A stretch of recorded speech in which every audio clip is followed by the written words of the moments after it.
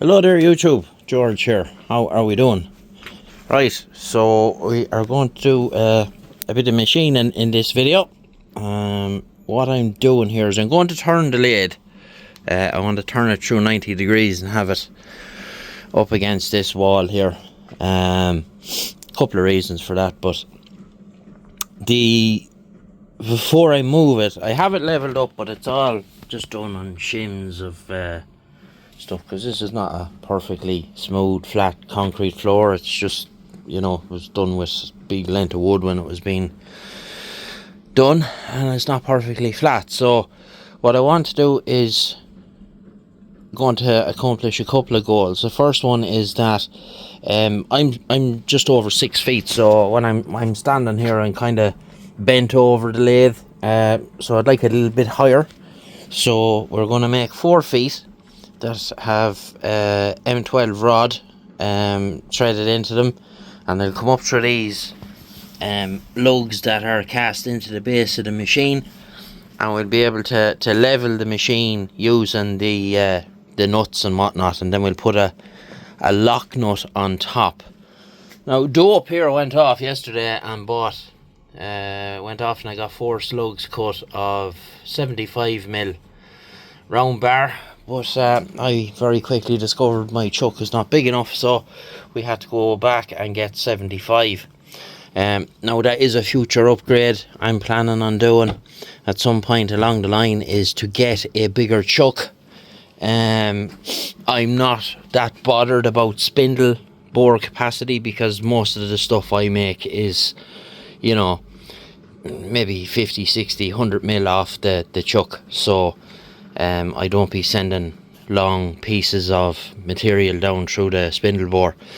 This is a 6-inch chuck, and this tops out at around 70mm absolute maximum, so we might see, can we get our hands on an 8-inch with reversible jaws, and further down the road than that again, at some point I'm going to see, can I get my hands on a 4-jaw for it as well, for doing really precision stuff. So it's got the cam lock system on it. So what I'm going to do is, the guy that I got this lathe from, he deals in this stuff all the time, so I'm going to go and see him and see if he has any chucks over there that'll fit.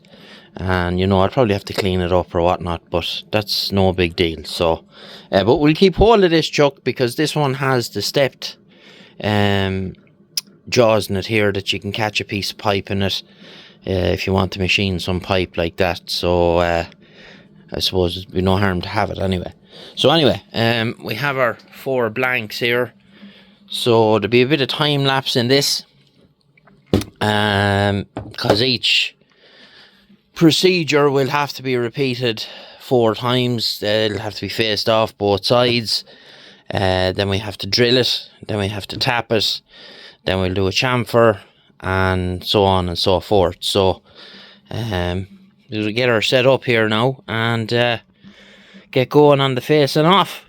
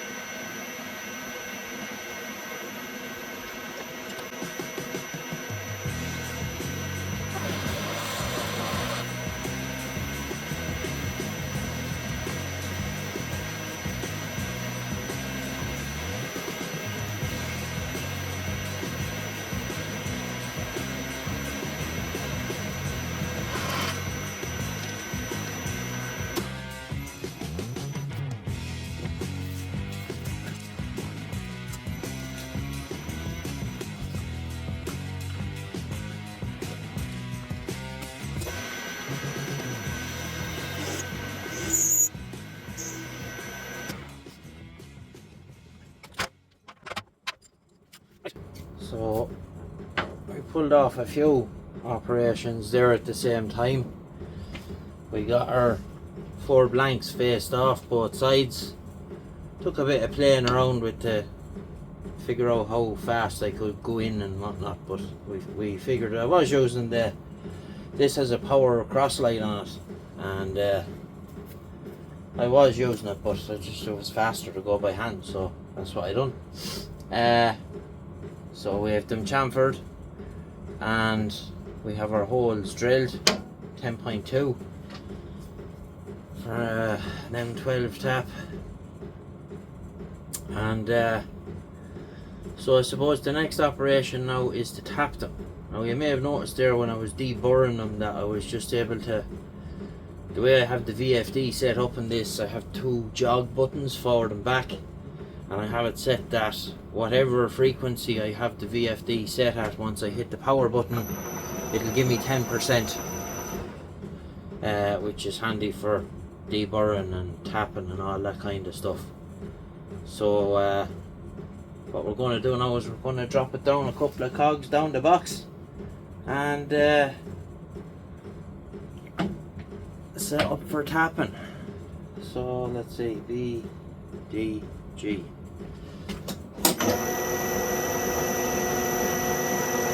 Yeah, that should work. And we have loads of torque.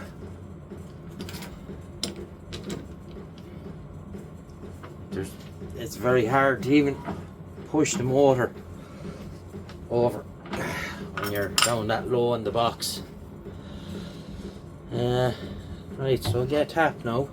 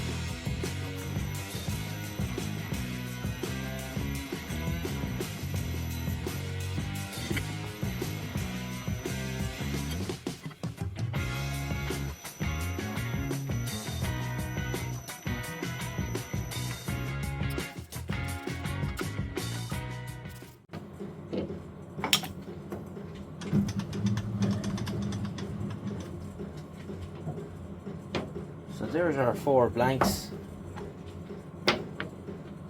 machined, well, faced off, chamfered, drilled, tapped, etc.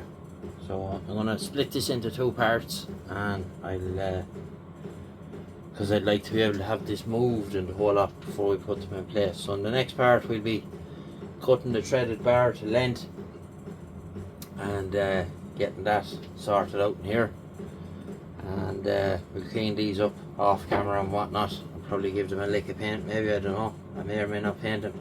Now, if you're expecting precision level engineering here as down to the last micron, you're watching the wrong man. Not for something like this. This is legs to hold up my machine to make it easier to level it.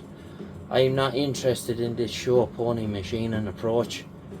I like to do things that work. Now I struggle a little bit there because I'm using little taps, pure junk. So I need to kind of get my hands on some decent taps and things like that. And to be honest with you, a little rusty in technique. It's many years since I did this kind of stuff. I only bought this machine in the last few years to be making bits and pieces for the bike, and anything I was making was very simple. You know, spacers, top hat spacers, bushes, things like that. So I'm a little rusty, so if you don't have anything nice to say, as my granny used to say, don't say anything at all. Right, so